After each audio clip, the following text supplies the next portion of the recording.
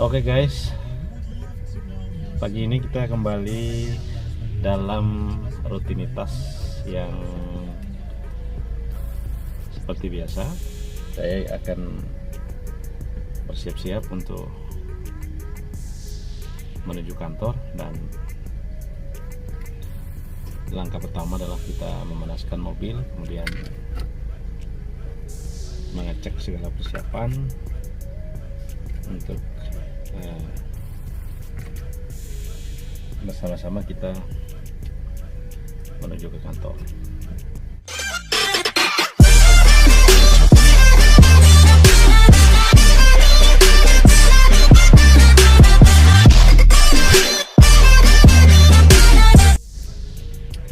Kemarin kita sama-sama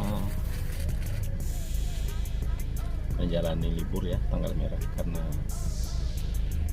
Maulid, dan kewajiban bagi umat Islam adalah bersalawat sebanyak-banyaknya kita kirimkan kepada baginda Nabi tercinta Nabi Muhammad SAW. Karena kata Allah, sekali kita bersalawat 10 kali Allah bersalawat untuk kita. Sekali kita bersalawat untuk baginda tercinta 10 kali Allah bersalawat untuk kita. Jadi ikuti terus ya, jangan kemana-mana. Saya sebentar lagi ada sesuatu yang tertinggal. Ya, oke. Guys, kita siap-siap.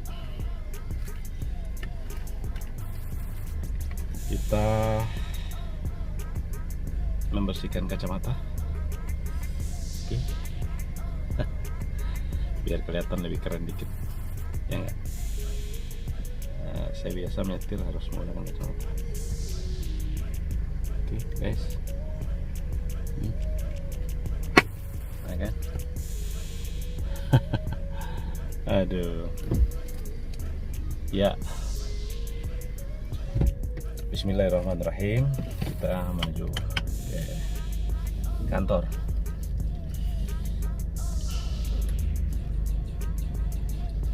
Oke, kita memang perlu harus berhati-hati karena jalanan sudah mulai pada ramai ya. Nah, transisi PSBB di DKI sudah maupun Pulau Jawa sudah dikurangi ya. Bahkan tempat-tempat hiburan sebagiannya sudah mulai beraktivitas, sehingga jalanan juga sudah mulai sangat padat. Saya hari ini ada beberapa pekerjaan yang akan saya lakukan, yaitu menyelesaikan beberapa case terkait dengan selisih paham antar korporasi. Karena itu saya akan mengundang beberapa mitra yang terkait untuk membahas, dan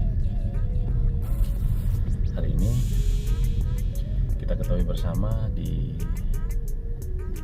media massa juga masih sangat ramai ya perbincangan tentang Partai Demokrat. Jadi ya, hemat saya, apapun judulnya ya, negara tidak boleh membiarkan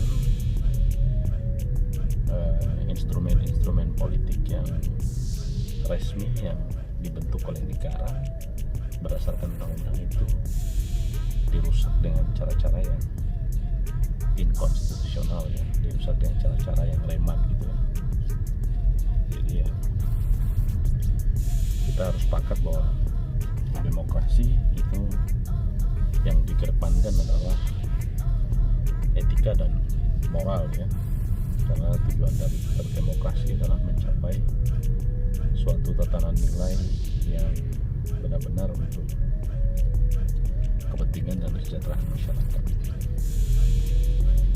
Jadi Partai politik sejatinya memang adalah sebuah instrumen yang dibentuk oleh undang-undang untuk rakyat menyalurkan aspirasi, dan melalui partai politik lembaga-lembaga politik seperti presiden, bupati, gubernur, DPR itu diisi ya, itu melalui pemilu, dan perantaranya adalah partai politik. Karena itu keberadaannya sangat diperlukan, dan prosesnya maupun cara-cara yang digunakan dalam mengelola kebijakan politik baik oleh elit maupun negara dalam hal ini sebagai pemerintah itu harus benar-benar sesuai dengan ketentuan yang diatur dalam perundang-undangan. Ya, kita berharap siapapun yang menjadi presiden di tahun 2024 nanti ya tetap melalui proses politik yang dinamis, melalui proses politik yang demokratis gitu. Guys, ancang-ancang memang ke depan ini di tahun 2024 saya dengar-dengar ada semacam perencanaan politik, pemilu bakal dibuat dalam klaster ya, dalam skala pemilu nasional ada dibagi dua klaster gitu ya, ada pemilu daerah dan ada pemilu nasional ya. Yang klaster yang pertama adalah pemilihan gubernur, bupati, wali kota, dan DPRD provinsi dan kabupaten yang akan dilakukan secara serentak nasional. Kemudian pemilu yang kedua adalah pemilu presiden, DPR dan DPD. Artinya bahwa dengan situasi ini memang akan banyak sekali muncul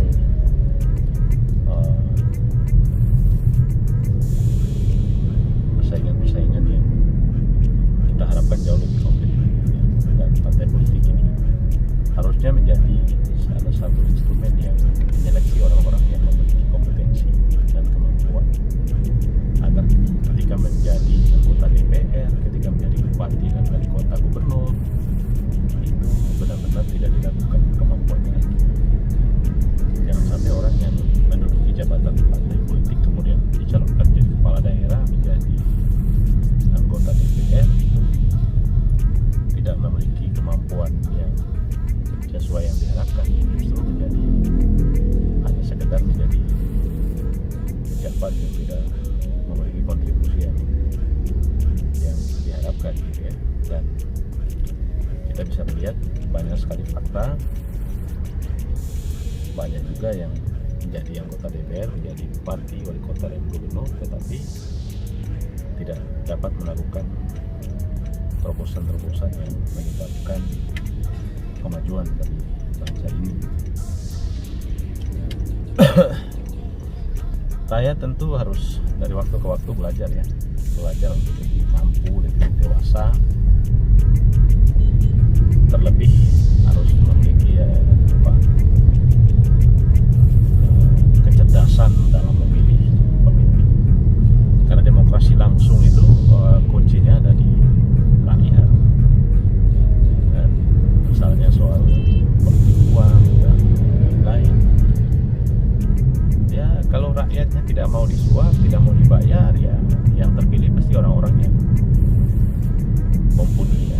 Tapi kalau rakyatnya mau disuap, ya pasti keadaan kita tetap seperti begitu saja.